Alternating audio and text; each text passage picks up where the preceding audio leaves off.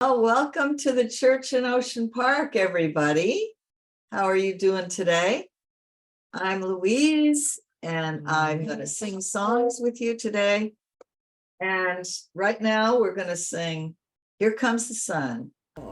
Here comes the sun. Here comes the sun, and I say it's all right. Little darling, it's been a long, cold, lonely winter.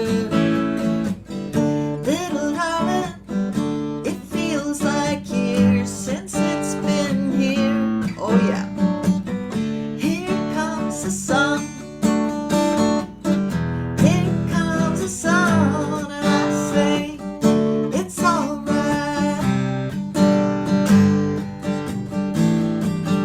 Little darling, the smiles returning to their faces. Little darling, it seems like years since it's been here. Here comes the sun. Here comes the sun, and I say it's all right. Here comes the sun. Ooh, here comes the sun, and I say it's all right.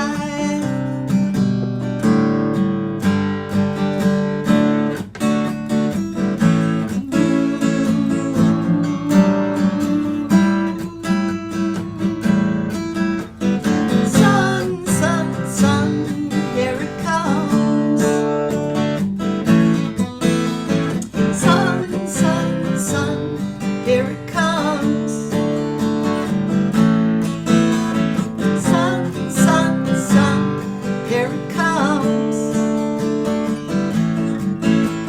Sun, sun, sun, here it comes.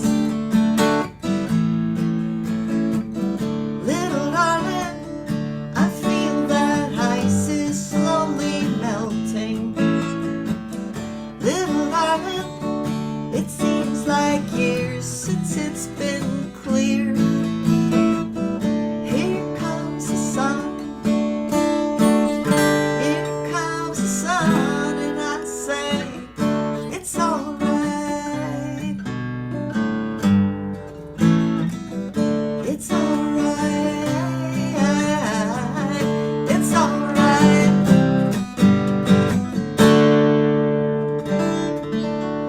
And I just want to welcome you to the church in Ocean Park. We are a caring interfaith congregation. We celebrate diversity, treating ourselves and others with respect. Our gatherings support, educate, and challenge us in our relationships to self, others, and the world. Embracing creative expression, singing at every opportunity, and working for social justice as well as all parts of our spiritual life together. You may be wondering if you are welcome. We're an interfaith community, so you're welcome if you're Jewish, Muslim, Hindu, Buddhist, Christian, Wiccan, atheist, or some combination, or something else altogether. You're welcome if you're an independent thinker, a doubter, a seeker, a skeptic, or mired in codependence with something or someone. Whew. You are welcome if you struggle with addiction or are recovering. You are welcome if you eat junk food or if you eat healthy. You're welcome if you're very solvent or are struggling to make ends meet. You're welcome if you're gay, straight, bisexual, non-binary, transgender, married, single, divorced, or neurodivergent. You are especially welcome if you're open-minded and curious. Welcome to the church in Ocean Park. Thank you, Louise Dodds, Music Director for Church in Ocean Park. I'm Janet McKithen. I'm the minister here, and I want to begin by acknowledging that most of us right now are sitting on stolen land.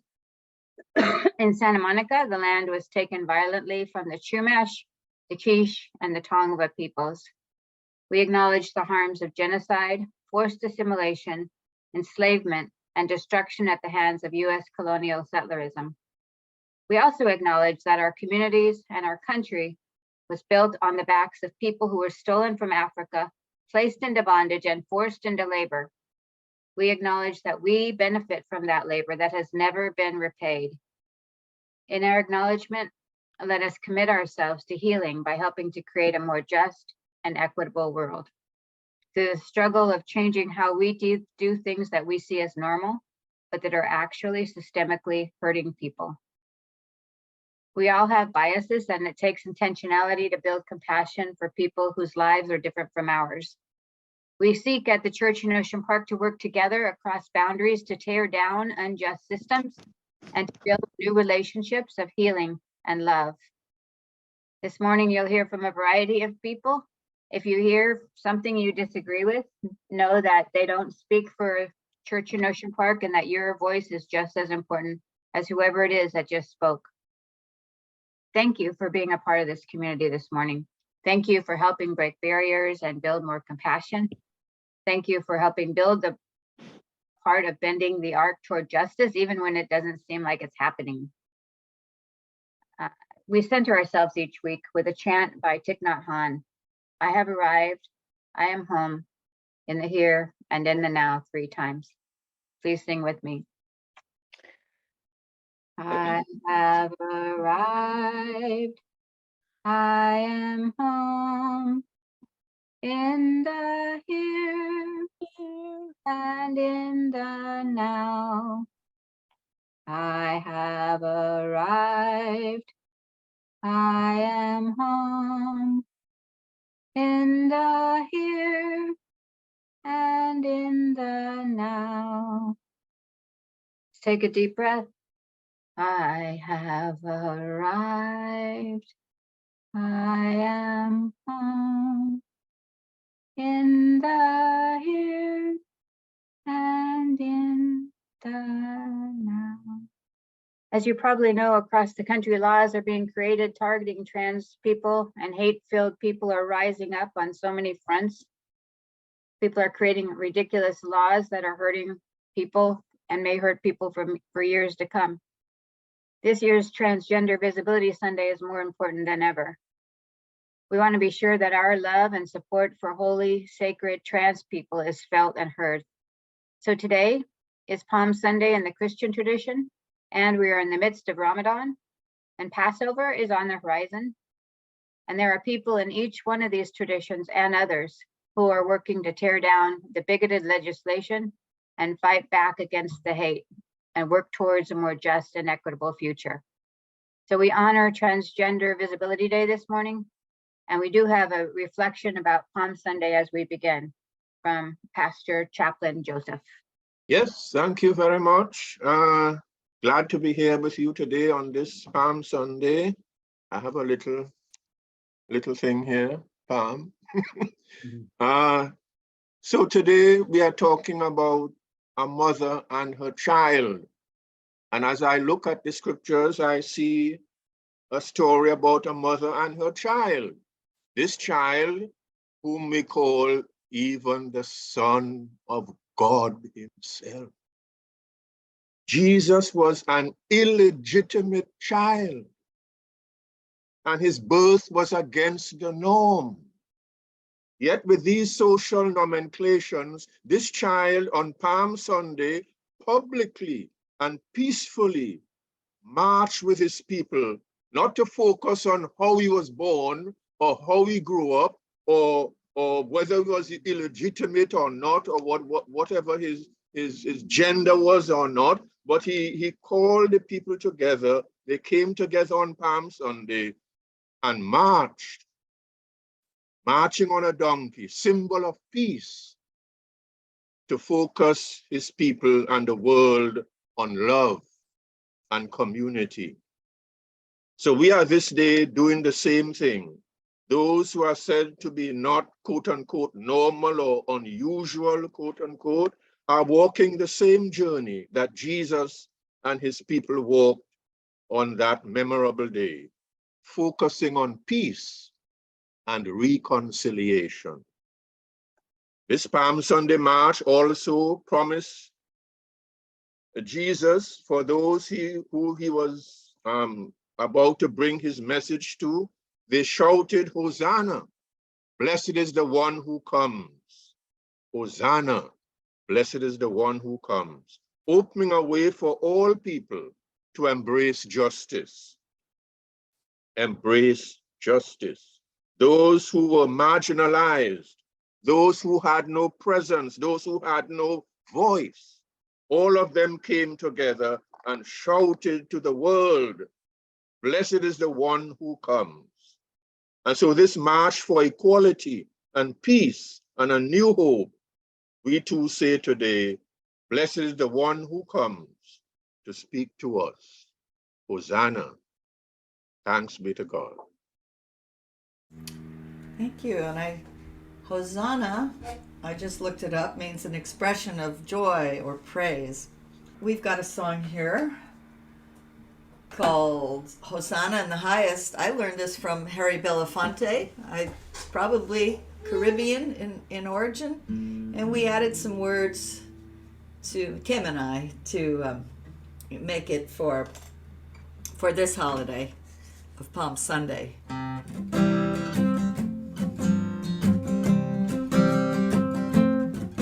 Hosanna in the highest, Hosanna in the highest. Blessed is he who comes in the name of the Lord, oh blessed be. Blessed is he who comes in the name of the Lord, oh blessed be. See your king seated on a donkey, come, oh come and see. See your king come seated on a donkey, come, oh come and see. Hosanna in the highest, Hosanna in the highest, Hosanna in the highest, Hosanna in the highest. Wave your hands and wave your branches, come, oh come and see. Wave your hands and wave your branches, come, oh come and see. Blessed is he who comes in the name of the Lord, oh blessed be. Ooh, blessed is he who comes in the name of the Lord, oh blessed be. Hosanna in the highest, Hosanna in the highest, Hosanna in the highest, Hosanna in the highest. Hosanna. Roger Baughn, who is our friend and a part of the church in Ocean Park. Many of you remember he's spoken here before. He led the queer prom for a couple of years as the GSA president at the Santa Monica High School. And he and I are very close, and we've worked together on a number of things. He's also close with some other folks on this screen as well. Roger this morning called me up and let me know that he was on a hike in some mountain, and he fell down the mountain and broke 2 arms and something in his head. And he just got out of the hospital. And so while he's out of the hospital, he is not able, of course, to be with us this morning. And I'm surprised he could actually make the phone call. But so if we could keep him in your thoughts, and if you're in your prayers, if that's the way you do. And but I wanted to still acknowledge Transgender Visibility Day. And we have folks in our community who have stood up. Many of us have stood up for transgender folks, but there are a couple of folks who have actually sacrificed something in order to do that. And so those folks are allies or comrades because they've paid the price and really stuck their neck out. Some of you, so Susan Lockmiller is one of those people, and I'm not sure she's on this morning, but the other one who you know is Linda Baughn. So I've asked Linda Baughn to say a few words about, to tell her story a little bit. And I called her this morning after Roger called me. So thank you so much, Linda, for agreeing to share your story. Thank you for calling me, Janet. And I'm happy to be here. I decided well, I didn't really have time to prepare anything. So this will not be focused at all. But I'm looking at the clock because I told Janet that I would speak for 3 minutes. And I'm here with I'm here as Fred's grandma. I put on this shirt because it was the one at the top of the stack this morning. And I guess that I guess there are no accidents. And but I thought I would bring Fred with me, and I hope you can see them on the screen. That what they're actually celebrating is passing the driving test and getting their driver's license. But I think it's a fit. It's a good picture for someone who was suicidal when they were 16, because their mother could not accept that they were not the little girl that she wanted. And Fred has a semicolon as Fred had a friend make him a semicolon tattoo. If you ever see a semicolon tattoo, that means that you came to the verge of suicide and then continued. So Fred also had the same friend do a little, right here, actually that's right here, a little house, just a little kindergarten looking house tattoo right next to the semicolon, after he moved in with Gatacho and me, because they, at least that's a whole other thing, had found a home and acceptance. And I guess I want to say that I do not feel it a sacrifice. I don't want, I'm not as argumentative as people think I am, but whatever, we go with it. But I want to say that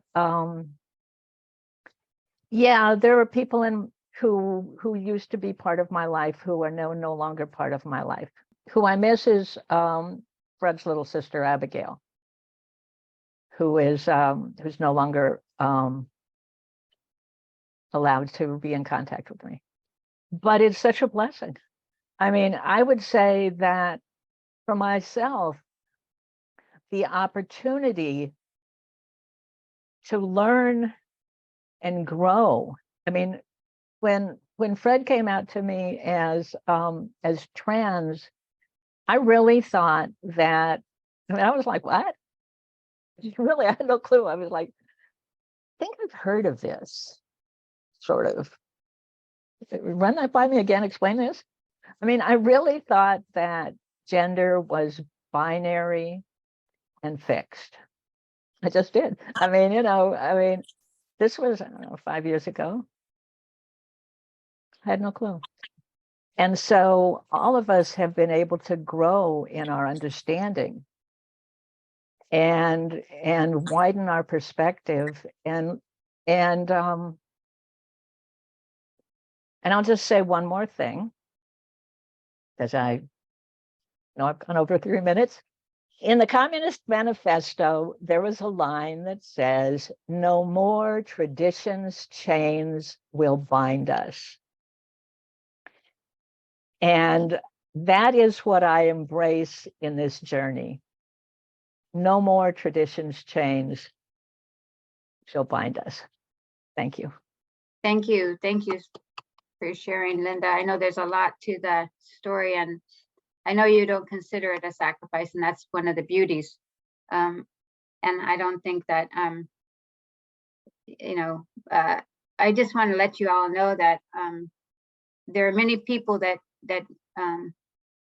do this. I know Susan just joined us, and so we are talking about people's stories and during community sharing, we can all maybe she can chime in, or the rest of us can chime in about various ways that we've been supportive, or that we'd like to be supportive, or if we have questions about supporting folks, because we know that this is a very scary time for transgender folks, and it's a very scary time for all of us because of what's happening. And it's not just happening in Florida, and it may not stay in Florida, but there are other states, Minnesota, other states who are trying to enact laws to ensure that transgender folks will be protected a bit.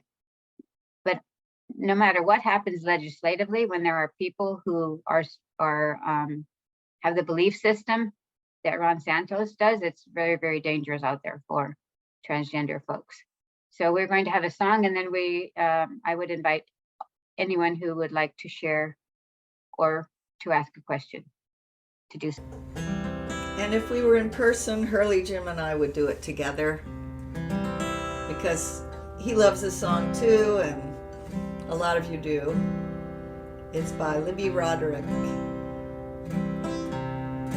How could anyone ever tell you you were anything less than beautiful?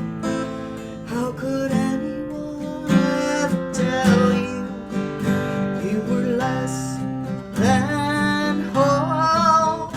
How could anyone fail to notice that your loving is a miracle, and how deeply you're connected to my soul? How could anyone ever tell you you were anything less than beautiful? How could anyone ever tell you you were less than whole? How could anyone fail to notice that your loving is a miracle, and how deeply you're connected to my soul? How could anyone ever tell you you were anything less than beautiful? How could anyone ever tell you you were less than whole? How could anyone fail to notice that your loving is a miracle, and how deeply you're connected to my soul? You're so deeply connected to my soul. Thank you, Linda Baughn, for suggesting that beautiful song. Beautiful. And Jerry Rubin had his hand up. I'm nearly in tears after hearing you speak, Linda. It's a beautiful story, but a sadness there too. And I hope changes in time through something. It's just, when you were singing, Louise, I just saw this right there, and it is, see what it says?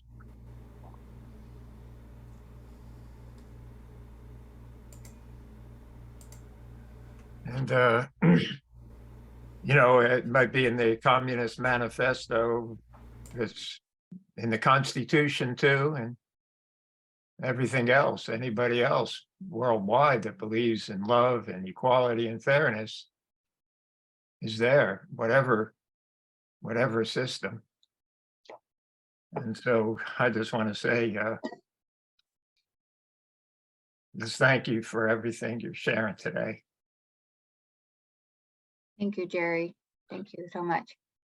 Jeannie? Good morning. When Emily was in nursery school, it was actually a private home with 6 or 7 kids, and the mom of one of the kids, who used to be a the head of a nursery school, but she decided to do a little nursery school in her home. And Emily's close little friend, when they were 4, when they were 13, they kind of lost touch because they had been in nursery school together, but not elementary school. Started talking to her family about being transgender and wanting to move toward the male gender for herself. And I remember that was 17 years ago. I remember feeling very confused. It was my first contact with anyone who was transgender, and I didn't really understand. I was very confused by the concept, but I wanted to support them. And what happened a couple years later was that she, the friend of Emily, had a mastectomy, a double mastectomy. And I thought to myself, anyone who goes to those lengths has to be in such pain with what her supposed gender is, and that's what did it for me.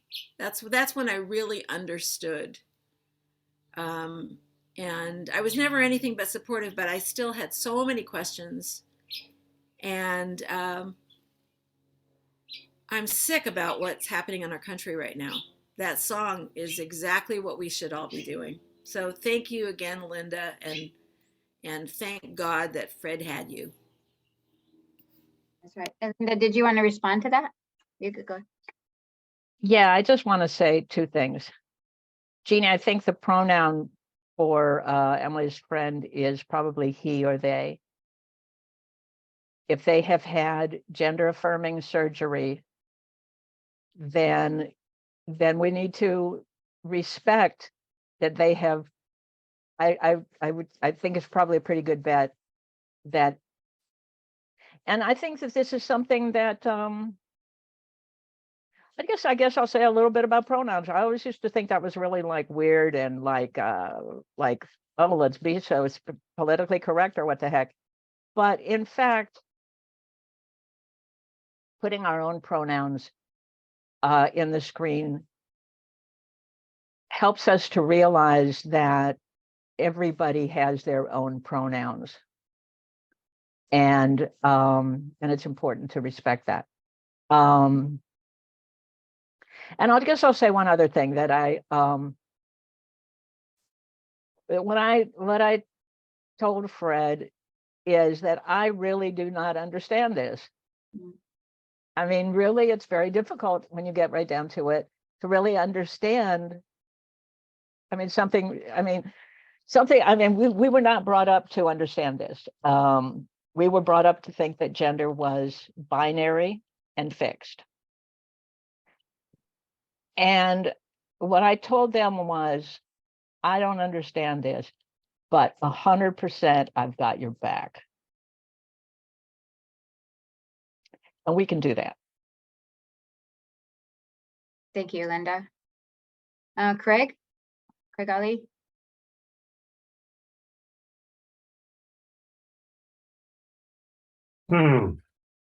Yeah, first and foremost, Linda, I really love and appreciate your passion and dedication to the struggles with humanity. I am struck by the idea that people love who they love.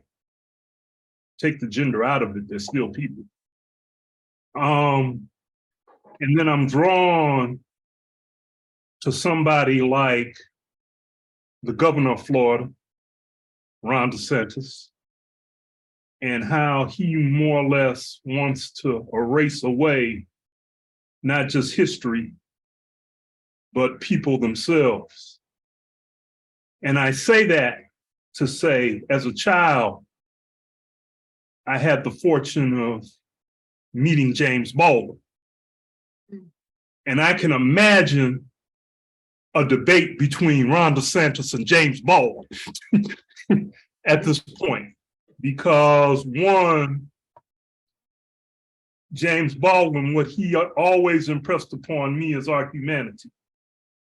And I say that when I draw reference to Ron DeSantis, he is in a position not only to set policy as a representative, but to provide leadership.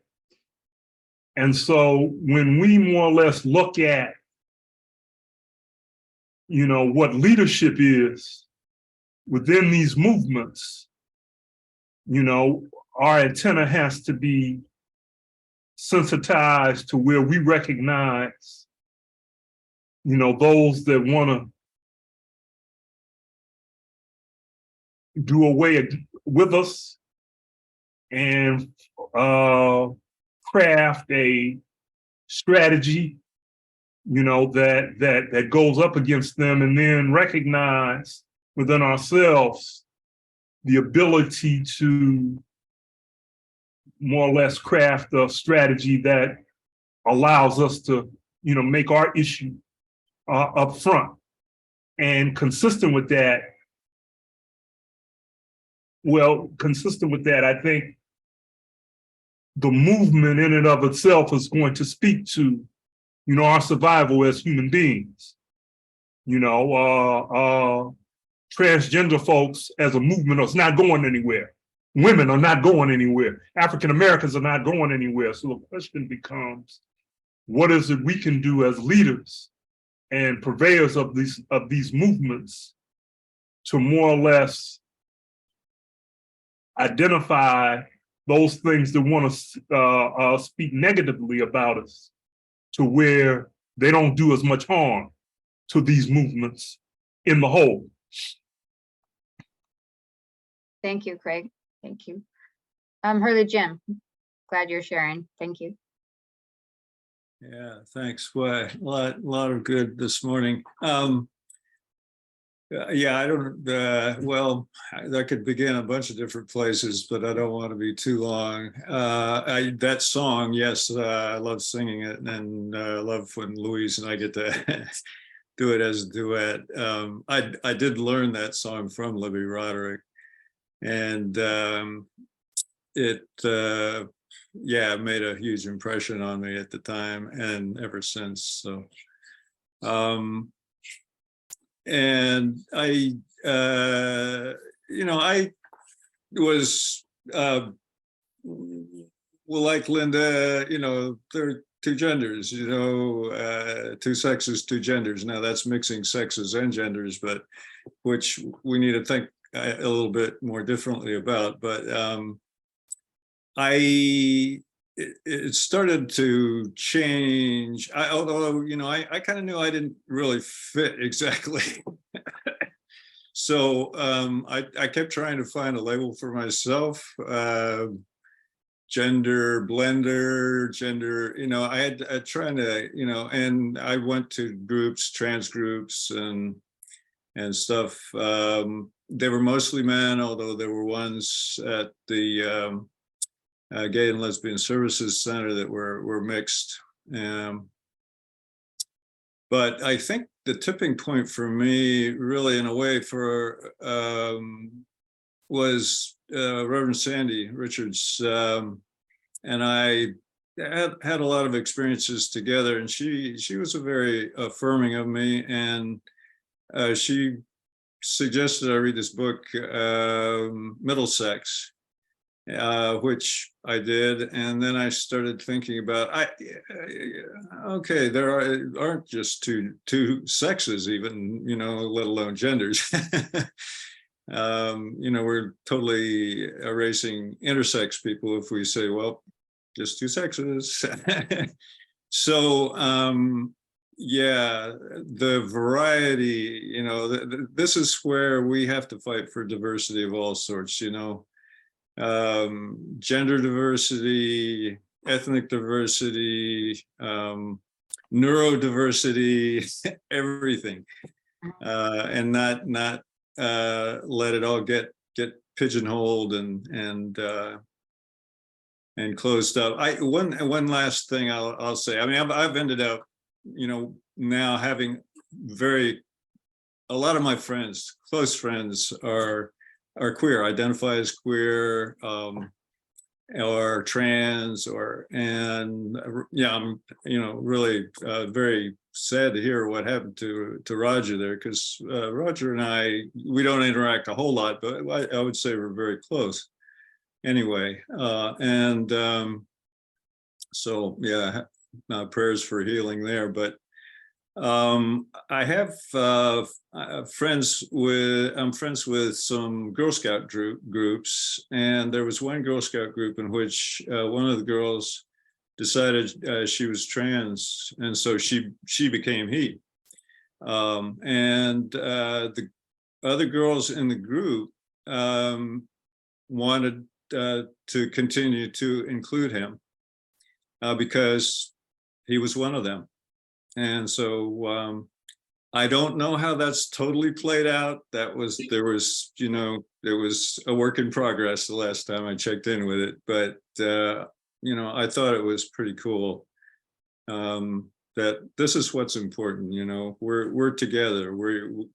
We are us, not us and them. Okay, thanks. Thank you. Thank you, Hurley Jim. Thank you so much. Susan wrote in the chat to me that she's a little too emotional to speak right now about her son-in-law, Joshua. She loves and admires so much. She said his journey as a trans person has been vitally supported by people in this community, Church in Ocean Park, in a life-changing and perhaps life-saving way. Support he couldn't always get from the other places where he might have needed it from. So thank you to everyone who's very supportive. And thank you to Susan. Bob?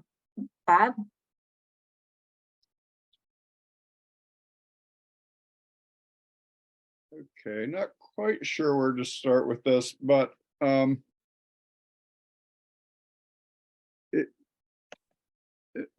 listening to your story, Linda, one thing that strikes me is that your values were already there when you first sort of encountered the issue of being transgender or something, and then you needed to have more information,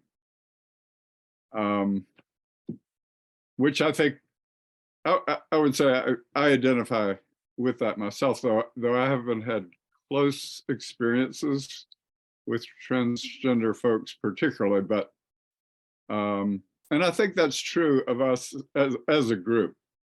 Our values are such that we can't help but be committed to recognizing the full worth of every human being. And but it does help to have more information, especially, well, we can understand folks better, and also it's helpful. I think probably one of our biggest challenges is how to spread the word, to influence others to have understanding. Just as in anti-racism work, a lot of the task is, influencing other hearts and minds, and having the information helps us to do that more effectively. We can sort of, and so I'm glad that we continue to make a point of learning more about these complex issues. But I do think it's good to have that information at the ready. But I noticed in one conversation I was having with someone who was sort of flippant about, well, Hurley Jim has just given me a good example to work with. Okay, this young person went from identifying as a she to identifying as a he. Now, unsympathetic people are likely to say, well, okay, so she wants to have it both ways, or he wants to have it both ways. You know, okay, if he's going to be a he, kick him out of the troop. You know what I'm saying? That some people use sort of a twisted logic. They approach it from a kind of quasi-intellectual standpoint, and I think the main thing to try to influence them to do, apart from just understanding stuff better, is listen to, either directly or in some way, learn about the experiences of transgender folks. Listen to the, you know, become acquainted with the tremendous pain that so many young people go through, you know, who find themselves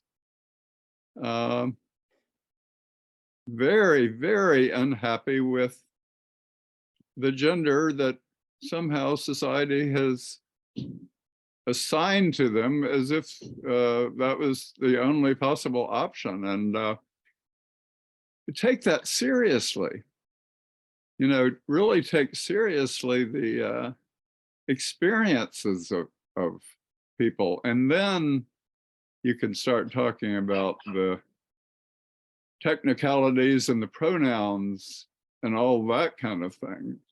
But if people are not taking seriously, you know, the experience of folks, that Yeah. that's not okay. I'll just put it that way. Yeah. Okay. So, thanks for everyone sharing and continuing to inform us more. Thank you. I just want to say that that's why I start the narrative with Fred's semicolon tattoo, Yes. Mhm. because that's it.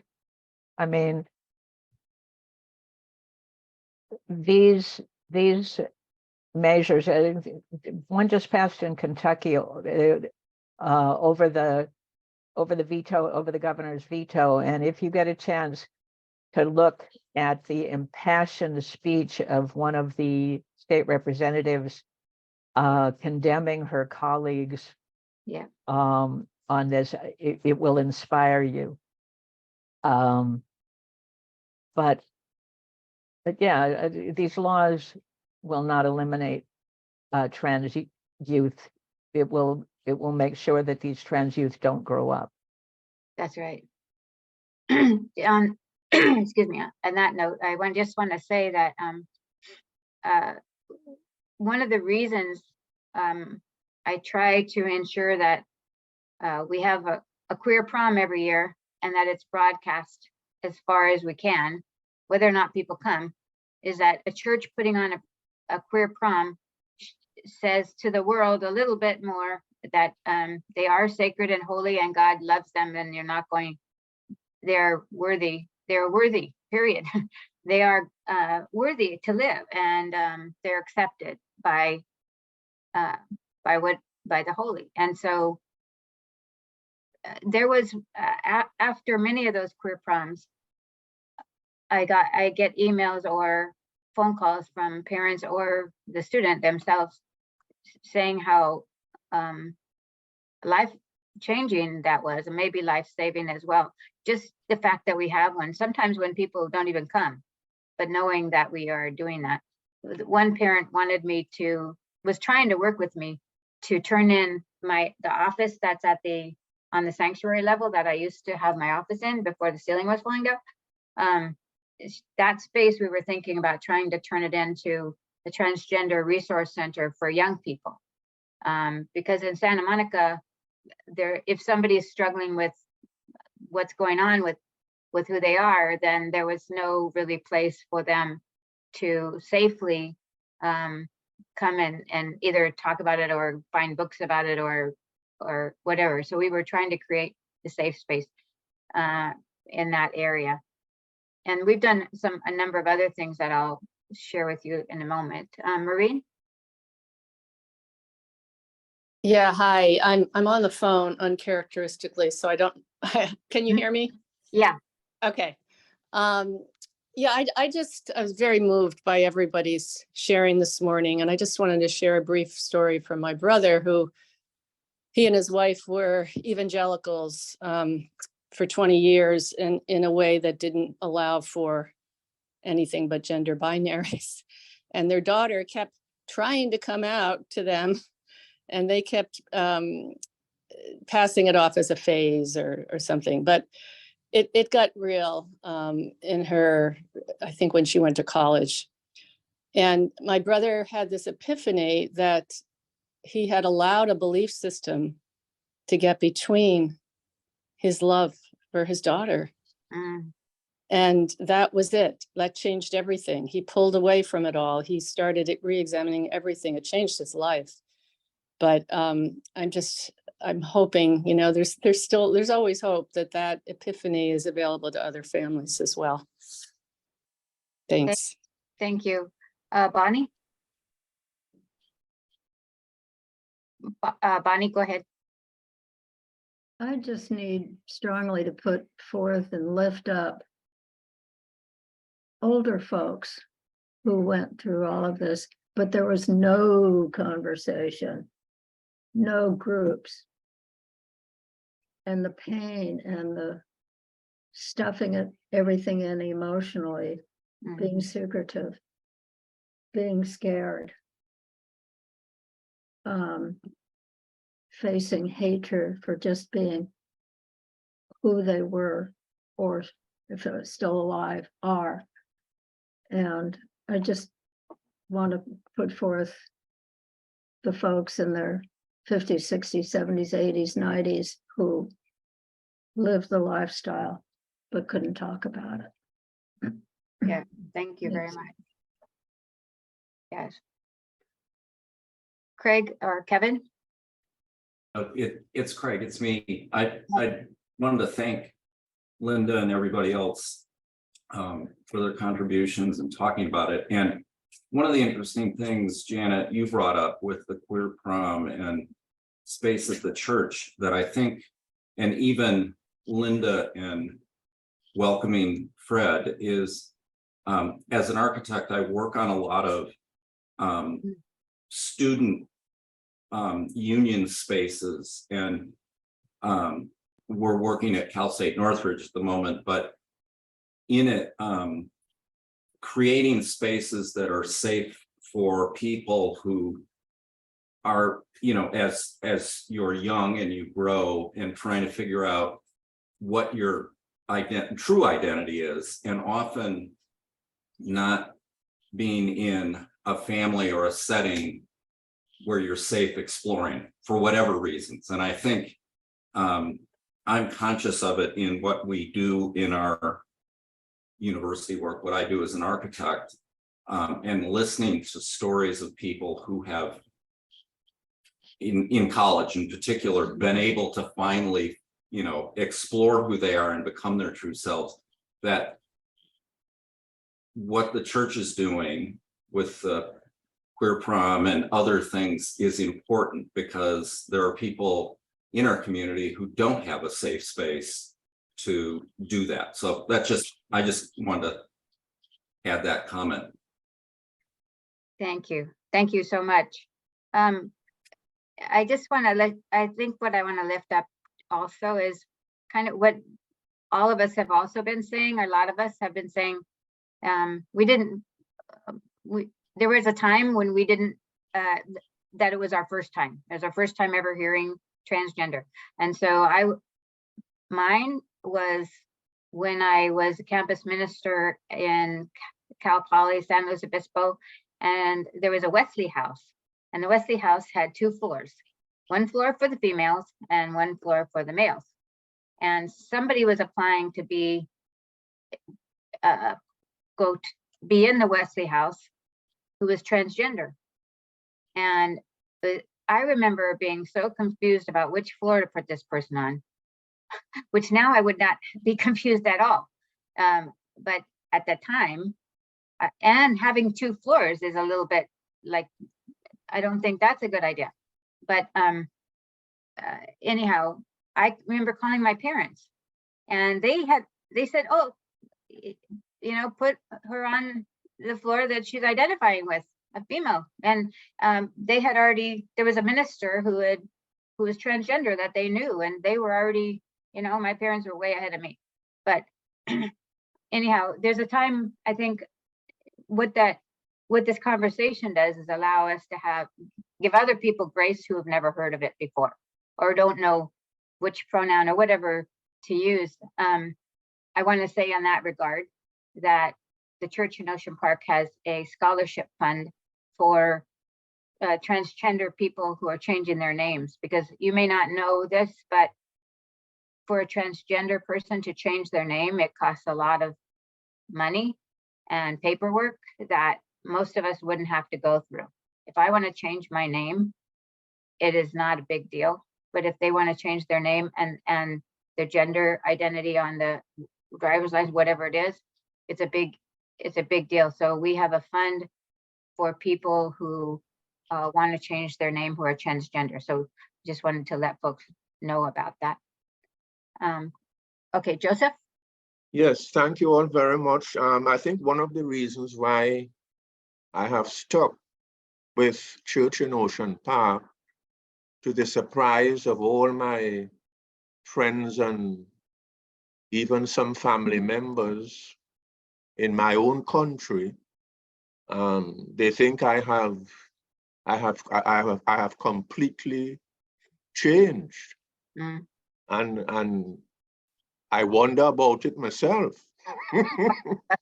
Because you would never have been able to see me in a church of this type. Never. Mm. I wouldn't be here.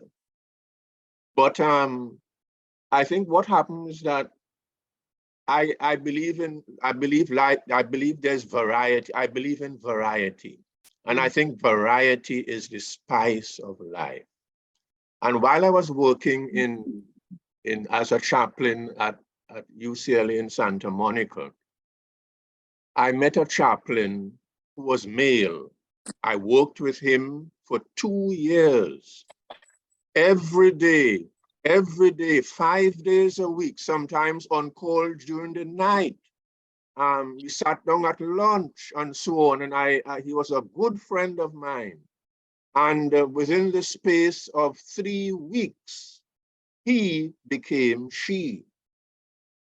He spoke with the administration, and he talked about what some of his issues and problems were growing up and so on. And he transgendered to female. Now I had to work with that same person as a female every day, 5 days a week, and so on. And so I was able to see and to feel and to know who that person became and how he acted and how he spoke and so on. And that transformation really changed me, because it really changed me, because to have befriended him for 2 years as male and then suddenly befriended him for another 2 years as female, wearing female clothes and everything. I mean, that was a major transformation to me. So I really believe that life is variety, and that we are not supposed to be the same people all the time, whether it's gender or what have you. So I commend the church for this position, and I must say I give God thanks. As a Christian, I give God thanks for helping me to appreciate that all are equal in God's sight. Thank you, Joseph. And I think one of the things I've recognized is that, so your friend was always a she, but just like trying to figure it out, like, and then, or, and then, so like, it used to be that I thought it was a change from one to another, but actually they're born like we are, we were born a certain way, and then you try to figure it out, and then so that's what's confusing, because many of us are born the way we identify, and so if you've been, it's it's kind of like a white person trying to figure out exactly how it is to be Black. I can't do it. But anyway, it's hard to be in their shoes, but that's how I've learned it to be anyway. Thank you so much, Fred. I was in the Navy and got sent to San Francisco in '67. I since I wasn't making much money and spending it on movies and rock shows and food, I had to sleep in some really cheap places, and some of the cheap rooms I rented were in the Tenderloin of San Francisco, where a lot of trans people lived, and some of them were my neighbors. The first one I ever met was at an entrance to a place I was staying, and she said to me, "Do you know what's going on?" I didn't know what she meant. And she said, I'm a boy. So I'm And Masha. for some reason, How are you? it never bothered me. And the more I hung around everybody, I became friends with a lot of different trans people. And sometimes, I never asked anyone, even when it was hard to see whether they were a male or a trans person or a female. I just never asked. I always just for some reason, I was very accepting of the whole thing, the whole scene in San Francisco for the whole off and on for the 4 years that I lived out there. And then I know this is a little hard to believe now that I'm 75, but in the early 70s, there was a movement in the rock music world called glam rock. And I was one of the few people who was going to Cape Cod community that dressed up glam and went to Boston, and I went to a club all the time because these bands would play at a place called The Other Side. And The Other Side was a transvestite club, a large dance hall, where a safe place where the police wouldn't bother them. And when I danced with people, I never asked, are you a woman? I just danced and hung out and had drinks with them. And for some reason, I even now when I think of it, I guess it was because of the music or because of people or because I read William Burroughs and the Beat Generation was so accepting that I was accepting. I don't know how I changed really. I'm sure it's because of the literature that I had read before I joined the Navy that helped me just be so understanding that these were people. These were great, wonderful people. They had a lot of fun. I met two trans women who were once men, and they were both lovers, and they considered themselves lesbians. So, it changes one's perspective and widens it. There's no set rules. The rules don't apply. You just have to learn to accept it and understand. And if you heard these people's stories or listen to people, you just find out they're people. They love and hate the same things you do Mhm. or I do. And I knew the hard life some of them led. The vice squad always roaming the streets and picking them up for just any general reason, just for hanging out, and the police always harassing them, and the trans people had a hard time even with the gay movement when marches first started and gay prides. Trans people were not accepted in those first gay pride parades. I remember some of them complaining, we're going through the same hardships everyone else is in the gay movement, and they look down on us. So it's been a long journey for me. Well, thank you. And I think think we'll end with the part where you said it's people are people, and you pick your dance partner for whatever reason you want, and don't, and not only your dance partner, your friends. It's people are people. Oh, Fran, go ahead. We'll have one last comment. Go ahead, Fran. Oh, you didn't want to raise was that by mistake, Fran? No, I lowered her hand. I'm sorry. Fran, do you want to speak? There she is. Oh, you're on mute. Hi, I wanted to speak. Okay, go ahead. Hi, Janet. Hi, everybody. Hi. Many, many years ago, I lived in a commune. I think it was on Wilcox Place. And I was going away for the weekend. And a transvestite person who, I don't know how I knew them, he asked me to stay in my place while I was gone. And I said, of course, and it meant so much to them in those days. I mean, we're talking more than 30 years ago. I didn't even have a second thought. They were people. They just needed a place to stay. And I'm just reflecting on that, and I'm really enjoying this talk today. So thank you. Thank you. And I think some of you took the Trans 101, and I would think we were talking about transvestite and transgender and the differences and the similarities of, but those are all under, category of don't judge. So don't judge harshly, and love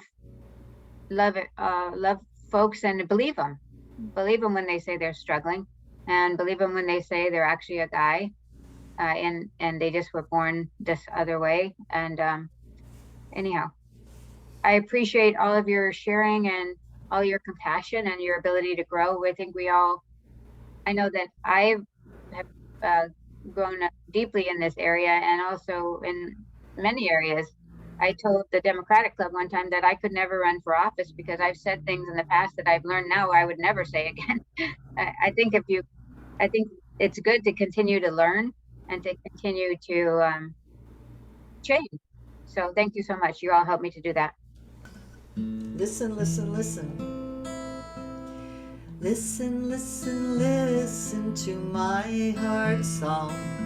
Listen, listen, listen to my heart song. I will never forget you. I will never forsake you. I will never forget you. Never forsake you.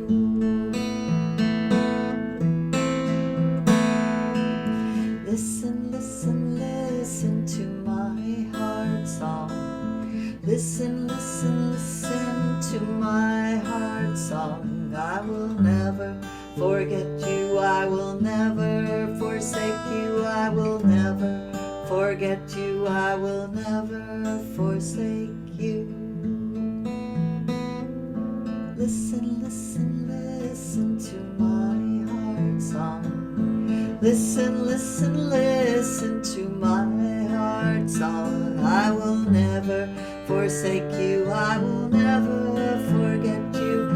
Never forget you. I will never forsake you. Welcome, Jean Gasca.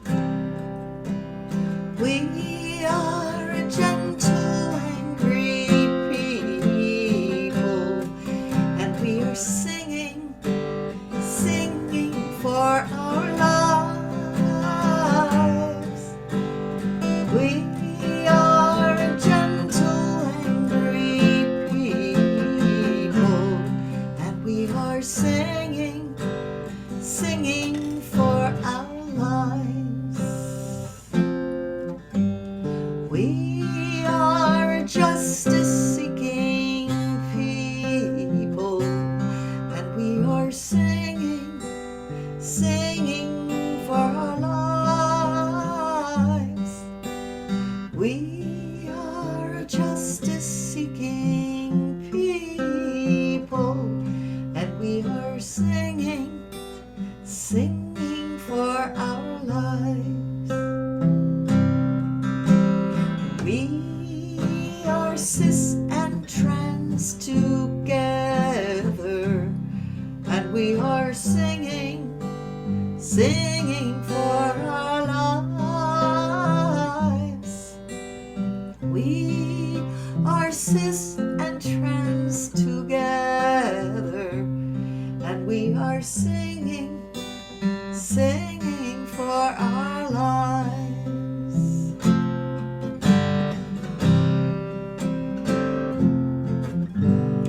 We are gentle, loving people, and we are singing, singing for our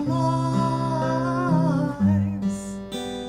We are a gentle, loving people, and we are singing, singing for our lives.